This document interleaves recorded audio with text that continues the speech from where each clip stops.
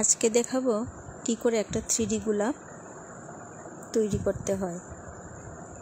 আমি একটা ছবি পোস্ট করেছিলাম, আর ওই ছবি দেখেই আমার এক ছোট বোন ঝাড়খণ্ডে থাকে, ওর নাম শ্রাবণী দাস। ও আমার কাছে কি করে বানানো হয় তার একটি ভিডিও চেয়েছিল, তাই ওর জন্য আমি ভিডিওটা তৈরি করলাম।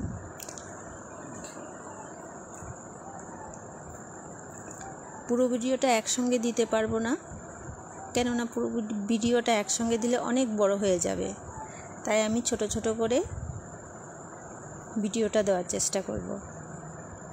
আর আজকালকার দিনে এত ধৈর্য কারণ নেই যে এত লম্বা ভিডিও বসে বসে কেউ দেখবে, তাই ছোট ছোট করেই দেব।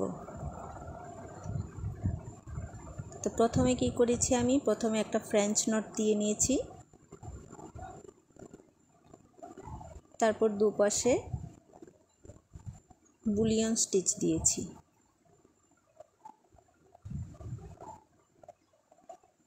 আর কয়েকটা স্টিচ দিয়েই আসলে এই গোলাপটা করেছি। আমিও শিখে করি। আমি যতটুকু শিখি তোমাদের সঙ্গে চাই এগুলো শেয়ার করে নিতে। আর আমার কিছু করা দেখে যদি কেউ শিখতে পারে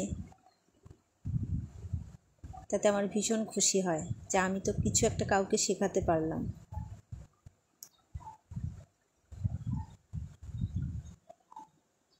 আর দুপাশে বুলিয়ন স্টিচ দেওয়ার পর আমি কাস্টন স্টিচ দিয়েছি। অনেকে আবার সেটাকে ব্রাজিলিয়ান স্টিচও বলে। আসলে একটা স্টিচের অনেকগুলো নাম হয় তো, তাই যে যেটা বলতে পছন্দ করে আর কি। আর এই গোলাপটা বানানোর পর আমার যে কী খুশি লেগেছিল তোমাদের বলে বোঝাতে পারবো না। মনে হচ্ছিল এটা কি আমি করেছি, সত্যি এমন একটা মনে হচ্ছিল আমার। কোনো কিছু যদি ভালো লাগে বারবার তাকে দেখতে ইচ্ছে করে।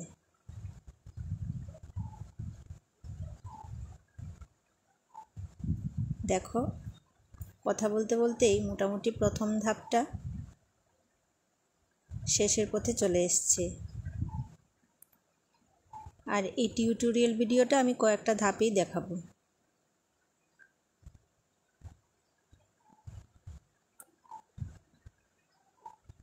তোমাদের যদি ভালো লেগে থাকে অবশ্যই বলো কিন্তু।